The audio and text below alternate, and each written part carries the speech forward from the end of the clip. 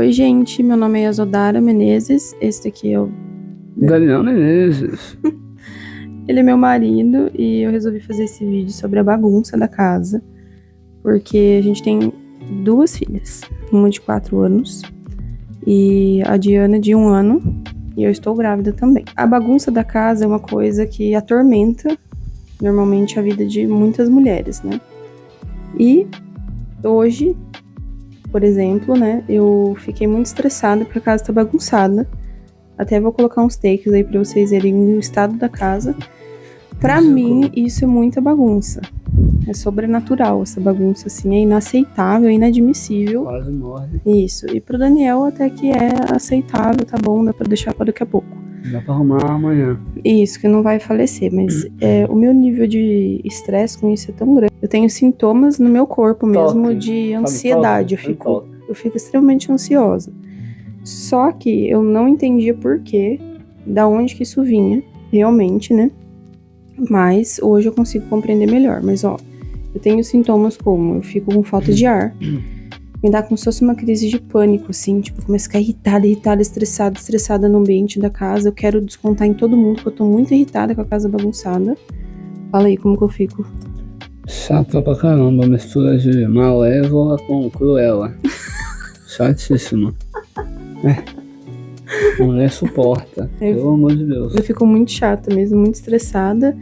E eu começo a sentir no meu corpo falta de ar, um aperto no peito, um desespero, como se eu fosse surtar mesmo de estresse. E é como se fosse uma crise de ansiedade bem forte. É uma das coisas que mais ataca a minha ansiedade, mas até então eu não tinha percebido que era tanto. Aí hoje, no dia de hoje, nesse estado que tá a casa aí, eu não mostrei o banheiro tá sujo também, bem sujo.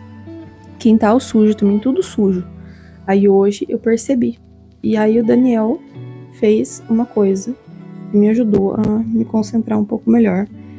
E aí primeiro antes dele, eu vou colocar ele pra falar o que ele fez. Não vou falar não vou contar segredo na internet não. Não, contar segredo na internet, claro. O que acontece? Eu percebi que eu sou essa pessoa hoje porque eu fui criada num lar onde eu vi minha mãe surtar muitas vezes de estresse por limpeza de casa. A minha mãe sempre focou muito na limpeza da casa, na organização da casa, nesse metodismo mesmo na casa. Hoje ela é um pouco menos, mas ainda assim é muito metódica com casa. E eu cresci nesse contexto. Então minha mãe, quando a casa estava bagunçada, ela surtava, quase arrancava os cabelos da cabeça e ficava desesperada e brigava com todo mundo e gritava. E isso dava... Nossa, eu cresci nesse contexto. Então a casa não podia estar suja. Quando eu fazia a limpeza, ela tinha que averiguar para ver se eu tinha feito do jeito que ela queria, se tinha resquício de pó em cima das coisas, se eu tinha feito de qualquer jeito. E ela sempre falava que eu tinha feito de qualquer jeito. Se fosse pra fazer daquele jeito, era melhor não fazer.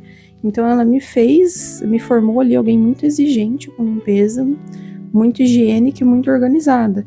Por um lado, isso é bom, mas por outro, isso me trouxe esses sintomas de ansiedade, de crises mesmo, de estresse por conta de limpeza, de não conseguir estar em paz dentro de uma casa que não está organizada. E aí, hoje, o Daniel percebeu isso, ele sempre normalmente tenta me acalmar, mas ele conseguiu me regular um pouco melhor para mim conseguir refletir sobre isso e conseguir ficar mais tranquila. Mas ainda assim, a gente saiu, a gente voltou, e como a casa continuou bagunçada, eu já cheguei em casa, já me deu uma falta de ar. Até respirei fundo. Também falta de ar. Eu respirei fundo, assim, a hora que eu entrei em casa, ele falou, nossa, que respiração que é essa? Falta de ar pra vontade de dormir, comer, sentar e dormir. A minha falta de ar é porque eu vi a casa toda bagunçada. A hora que eu entrei, já me deparei com tudo. Então vai, conta aí o que aconteceu.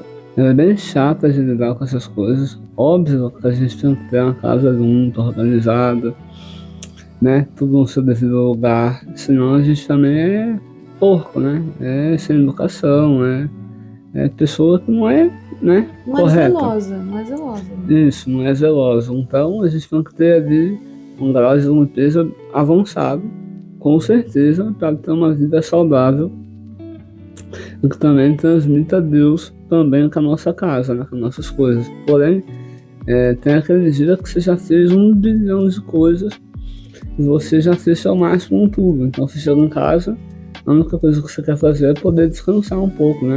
Parar um pouco, respirar fundo, dormir, ver um filme. ficar junto, alguma coisa do tipo, e a gente Ainda mais a rotina com criança, né? A gente acaba tendo que arrumar a casa, limpar tudo, ou ela acaba tendo que fazer isso todos os dias de forma exímia para se sentir bem. O que é, na verdade, uma burrice, né? Porque se a sua felicidade parte do princípio de uma casa estando organizada e plenamente limpa, você vai viver em função daquilo, e em função daquilo você vai deixar muitas vezes o seu corpo arregaçado, a sua vida com as crianças arregaçada, a sua vida conjugal arregaçada, a sua vida com Deus arregaçada. O seu foco vai ser, O seu foco vai ser primeiro a organizar. casa e depois o restante. E, claro, a casa tem que ser uma das primeiras coisas porque é o nosso lar. Porém, não pode ser a primeira, a que mais importa em todo o tempo e boa. Porque isso acaba atrapalhando todo o resto, né? Então, isso quando você está cansado, muito cansado, e você vai fazer mesmo assim, você se machuca. Então, o seu principal corpo, que é o seu corpo físico, humano, você não tratou bem. Mas você tratou bem o seu corpo, casa, né? A sua casa. Então tem essa. Eu já passei por cima muitas das vezes do meu cansaço para fazer a limpeza da casa. Simplesmente porque eu fiquei com esse problema emocional mesmo por conta da limpeza. Então é algo bem difícil para elas lidar, né? E uma coisa básica que eu fiz com ela foi sentar junto com ela e conversar e falar, bom, o que você fez hoje? Já era por volta de umas 3 horas ou 4 horas da tarde, eu perguntei para ela, o que você fez hoje? E ela foi vendo cada passo a passo do que ela fez, o porquê que ela não parou para arrumar a casa, porque ela estava ocupada fazendo coisas que eram mais importantes naquele momento. E ela realmente priorizou o que era mais importante. Só que aí chegou num determinado momento, tipo um pouco antes de ir para a igreja, que ela ficou tudo bagunçado e ela deu uma surtada. Por quê? Porque ela não tinha arrumado a casa ainda. Mas não foi porque ela ficou parada à toa. E mesmo se fosse, a rotina tão grande e correria igual é com as crianças, ainda assim teria sido de bom proveito. E teria valido a pena ter ficado dormindo, deitado, vendo um filme, descansando e a casa bagunçada. Por quê? Porque ela para com quase 8 meses, cansadaça. Aí, focou. Pançuda. Então, quando tem alguém para ajudar e ficar perto dela, né, para olhar as crianças, dar uma coisa de comida para as crianças ou reclamar junto com as crianças, né, que às vezes acontece. Passar nervoso. Então é importante que ela descanse, né, que ela pare um pouco para descansar nesse momento. E aí ela percebeu que ao longo do dia ela tinha feito muitas coisas boas, coisas realmente importantes, e que o dia dela estava perfeito em 80% do tempo. Foi muito abençoado. 80% das coisas que ela fez foi um dia perfeito. Só que aqueles 20%, que é a casa inteira arrumada, as varandas limpas, tudo o restante feito, não estava bom. Só que aí o olhar dela, como nosso corpo, né, nossa mente humana, ela sempre foca muito mais no negativo do que no positivo. Tem até estudo, né, que fala exatamente sobre isso. A gente acaba estudando para entender um pouco melhor as nossas emoções e a gente se depara com isso, né? Então, por a gente já ser naturalmente mais negativo do que positivo, acaba que o que está ruim supera tudo que está bom.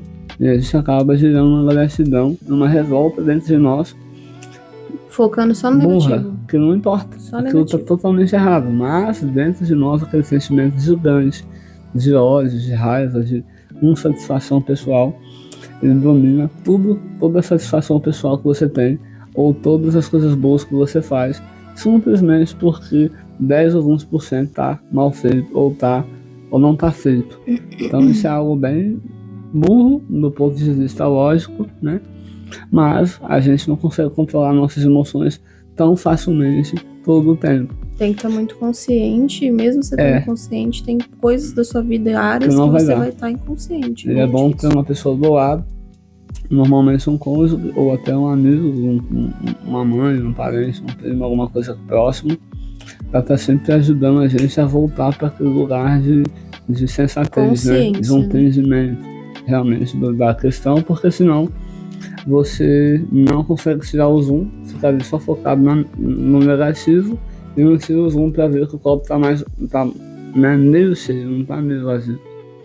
Então acho que é essa a lógica que a gente tem que fazer sempre, um ajudar o outro, do ponto de vista verdadeiro, real, né? É claro, também quando tiver 80% negativo, também não pode ser leviano, porque vai falar. Olha só, você tá 20% bom, então você precisa melhorar muito, então tá ruim. Tem que focar em melhorar nesse aspecto totalmente, porque tá muito ruim. Não pode deixar de falar, nem pro bem, nem pro mal, porque você sempre adulto, sensato e ser maduro, né? Maduro, né? Mas ser maduro dói, muitas vezes, né? Então tem que aceitar a dor é nossa amiga boa parte do tempo, né? Mas é isso, eu acho que o que mais foi interessante pra mim foi perceber algo que eu não estava percebendo, que é, se eu vou priorizar, por exemplo, conexão com os meus filhos, ou conexão com o meu marido, ter um tempo de qualidade com ele, com meus filhos, ou vou priorizar num tempo com Deus ali, um devocional, alguma coisa que eu estou fazendo, uma coisa importante para Deus, eu vou ter que deixar de lado, em alguns dias, alguma coisa. Eu não vou conseguir abraçar o mundo inteiro. E na minha cabeça sempre fica fixado que eu tenho que dar conta de tudo. E esse dar conta de tudo é uma puta de uma mentira que deixa as mulheres loucas, psicopatas, surtando, porque elas têm que dar conta de tudo. E não é assim, não vai dar pra dar conta de tudo. Se você for priorizar o que é prioridade e o que realmente é mais importante, porque sim, a vida é mais importante do que as coisas que estão ao nosso redor, não tem como, eu vou ter que priorizar a vida, eu vou priorizar os meus filhos, eu vou priorizar o meu marido, eu vou priorizar a presença de Deus, o meu tempo com Deus, e é assim que as coisas vão ser. E aí eu vou sim ser excelente com minha casa, mas eu não vou me sufocar, me matar e surtar e morrer por isso. Então, eu percebi que realmente eu não... Nossa, meu Deus, eu não limpei a casa. Eu só focava assim, não limpei a casa do jeito que eu queria. Eu não focava no seguinte, cara, eu não limpei a casa porque eu estava me dedicando a algo mais importante. Então, isso me deu uma clareza de, eu não estou fazendo algo que é importante, mas estou fazendo algo que é mais importante. Espero que você consiga também aplicar na sua vida. É prática, é constância e é você não só pensar, sentir, perceber que você está sentindo, está surtando com isso, mas responder a você, sabe? É um trabalho constante. Todos os dias que você sentir, se deparar com isso, você vai parar e vai responder a você, o que eu fiz e que é mais importante do que isso que eu estou colocando em ênfase que eu não fiz. Eu fiz o que é mais importante, isso, vou me conscientizar. Então faça esse exercício, eu tenho certeza que vai te ajudar bastante. É isso, se você gostou, se te ajudou, deixa seu like pra gente saber que a nossa cultura familiar está te ajudando, nossa experiência aqui. Mas duvido você parar de ser bundão e compartilhar com seu cônjuge. Duvido, você não tem coragem. Isso aí, compartilha com seu cônjuge e dê o like e se inscreva no canal pra você acompanhar mais aqui, aprender mais com a gente. E deixa seu comentário também, que a gente vai gostar de saber o que você achou. É isso, um beijo. Até breve. Até mais.